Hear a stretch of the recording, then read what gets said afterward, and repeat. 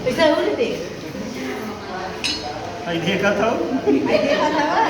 दोस्तों, नमस्कार। हैप्पी यात्रा चैनल पे आप सभी का स्वागत है। चैनल पे पहली बार आए हैं, चैनल को जरूर सब्सक्राइब कर लें। यहाँ पे मालती सब्जी काटने जा रही है। विष्णु, यहाँ पे मालती सब्जी काट रही हैं और हमारा काम है उसका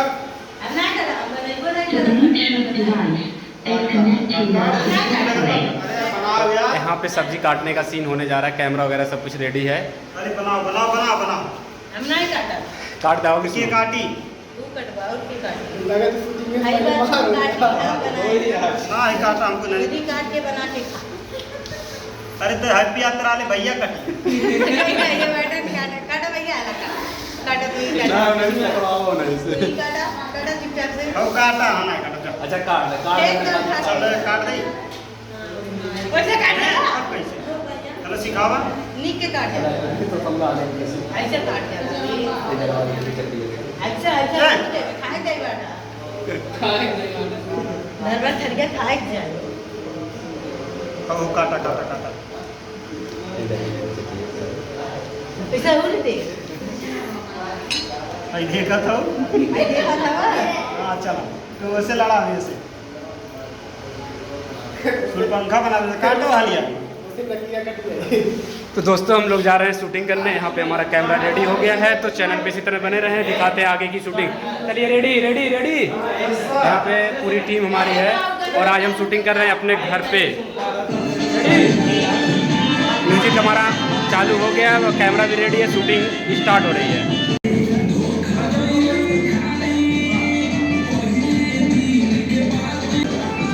यहाँ पे सीन क्या समझाया जा रहा है?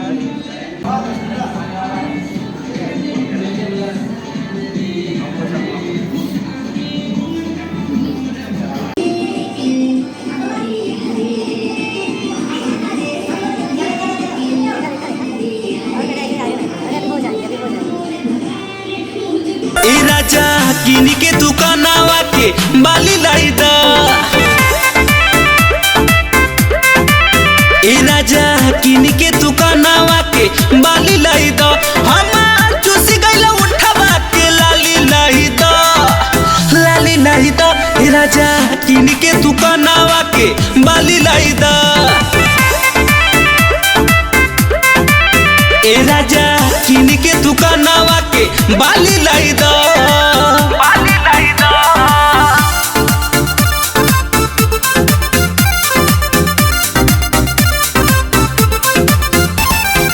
बाली लाई दा।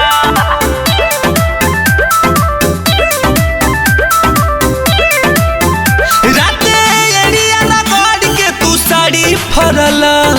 साड़ी फरला।